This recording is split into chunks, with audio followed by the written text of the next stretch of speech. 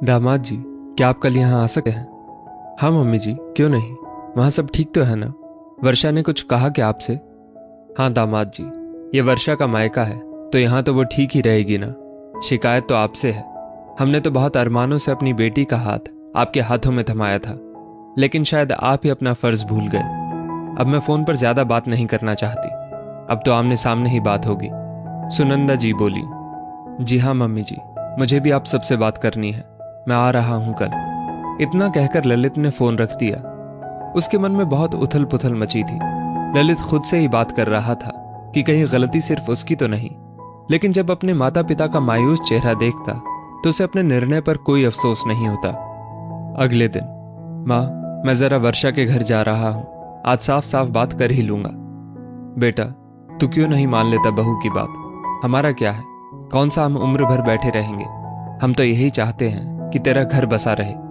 हाँ माँ, मैं भी यही चाहता हूं कि हमारा घर बसा रहे, लेकिन हमारा घर हम सबसे है, केवल मुझसे और मेरी पत्नी से नहीं। कहकर ललित अपने ससुराल के लिए निकल पड़ा। ललित के पहुंचने पर इस बार किसी ने उसका उस तरह स्वागत नहीं किया जिस तरह पहले होता था। आते ही पानी देने के बाद वर्षा की माँ उसके पास बैठ गई। दामाद जी, मैं ये क्या सुन रही हूँ? आप मेरी बेटी से ऐसा कैसे कह सकते हैं कि वो चाहे तो अपने मायके जा सकती है? क्यों मम्मी जी, इसमें मैंने क्या गलत कह दिया?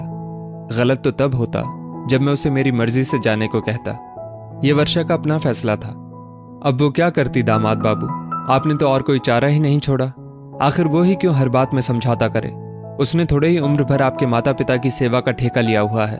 उसके भी कुछ खुद के अरमान हैं, कुछ इच्छाएं हैं, और पति होने के नाते आपका फर्ज बनता है कि आप उसकी सब जरूरतों व इच्छाओं को पूरा करें।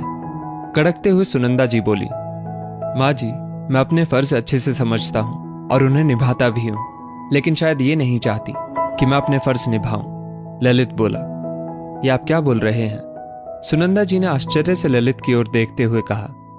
माँ जी, मैं सिर्फ आपकी बेटी का पति नहीं हूँ, किसी का बेटा और किसी का भाई भी हूँ। मम्मी जी, कल को आपका भी एक बेटा है। जब उसकी शादी होगी और आपकी बहू आपके बेटे को लेकर अलग होने की बात कहेगी तो क्या आपको बुरा नहीं लगेगा? हर माता पिता अपने बच्चों को इस उम्मीद से पालते पोसते हैं कि बुढ़ापे में वो उनका सहारा बनेंगे।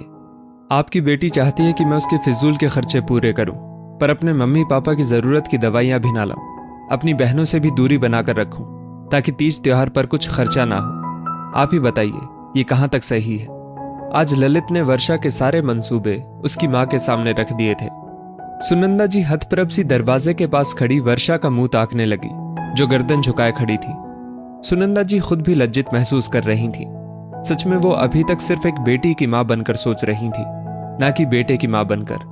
जो उम्मीद हम अपने बहू बेटे से रखते हैं, वो उम्मीद अपनी बेटी से क्यों नहीं रखते? उन्होंने वर्षा को समझाया कि ललित गलत नहीं बोल रहा। वो तो पति के साथ साथ एक आदर्श बेटे का भी फर्ज निभा रहा है, और हर माता पिता अपनी संतान से यही उम्मीद रखते हैं। जब खुद के भाई पर बात आई तो वर्षा भी समझ गई कि वो ही गलत थी। जिस तरह एक बेटी के माता पिता उसके लिए लायक दामाद की चाहत रखते हैं, उसी तरह बेटे के माता पिता भी उसके लिए एक आदर्श बहू की ख्वाहिश रखते हैं जो उनके परिवार को जोड़कर रखे। वर्षा अपनी गलती मान विदा हो ललित के साथ अपने ससुराल आ गई, इस वादे के साथ कि आइंदा वो उस परिवार को सही मायने में अपना परिवार समझेगी। दोस्तों, इस स्टोरी को लेकर आपकी क्या राय है, नीचे कमेंट करके जरूर बताइएगा, और ऐसी ही और भी बेहतरीन वीडियोस के लिए हमारा पेज जरूर फॉलो करें। धन्यवाद।